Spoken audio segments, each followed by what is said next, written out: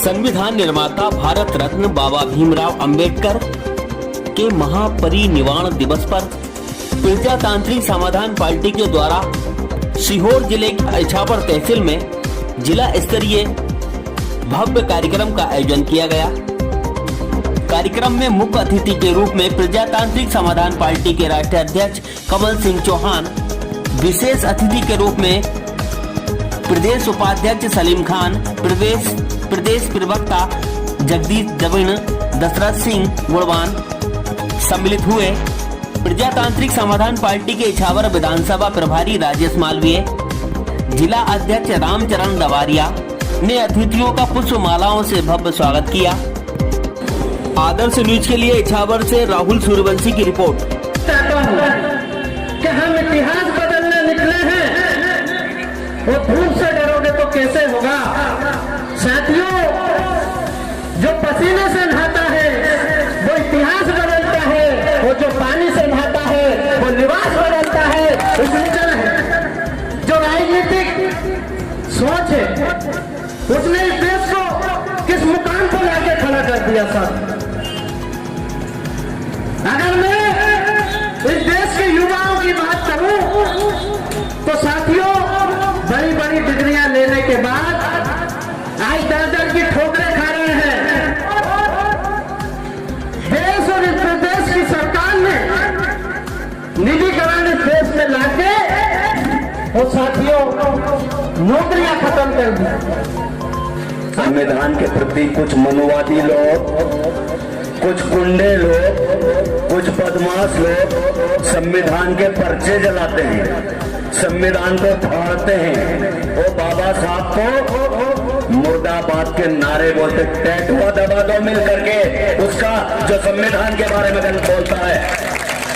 अगर संविधान है तो भारत है, और नहीं तो याद रखना, जिस दिन मनुस्मृति लागू होगी मनु महाराज की, ये वही करना चाह रहे हैं भाजपा और कांग्रेस के लोग। और कुछ लोग तो यही समझते हैं कि कांग्रेस हमारे लोगों ने बनाई है, कुछ लोग ये समझते हैं कि कांग्रेस हमारे लोगों ने बनाई है। कांग्रेस बनाने वाला महाराष्ट्र का नमूने काला ब्राह्मण था, उसकी कांग्रेस तुम्हारी नहीं है। कांग्रेस इस हौस में मत रहना।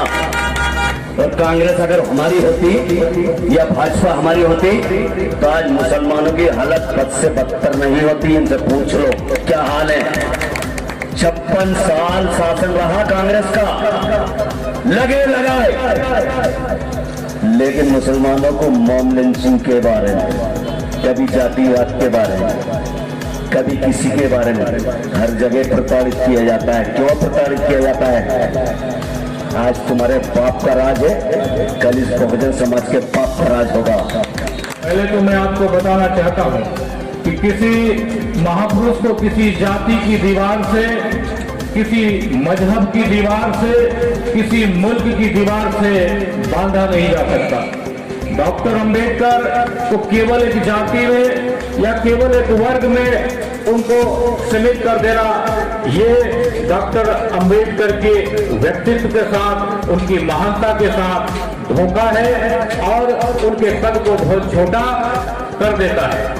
नहीं है महिला होकर के आप सब जानते हैं कि देश में हमारी सामाजिक व्यवस्था में महिलाओं का काम केवल चूल्हे और चक्की तक रहा है। महिलाओं का काम केवल खेती और बाड़ी तक रहा है। मैं आपसे कहना चाहता हूं कि बाबा साहब अम्बेडकर के प्रयासों के कारण इस देश में स्वर्गीय श्रीमती इंदिरा गांधी देश की पहली प्रधानमंत्री बनी। महिला होने के नाते बराबरी का अधिकार मिला बाबा साहब के संघर्षों के कारण। और बाबा साहब के संघर्षों के कारण मायावती जैसी महिला उत्तर प्रदेश की 4 बार मुख्यमंत्री बनी।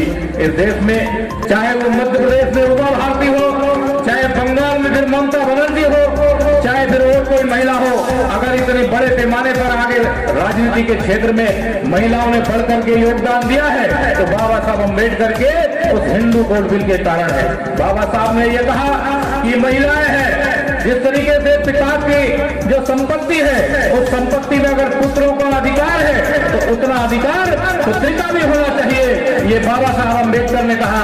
इसलिए जीवन के हर क्षेत्र में महिलाओं को अगर बराबरी का दर्जा मिला है तो बाबा साहब अम्बेडकर के संघर्षों के कारण मिला है। इसलिए बाबा साहब अम्बेडकर को लोग नारी मुक्तिदाता, नारियों के मुक्तिदाता कहते हैं।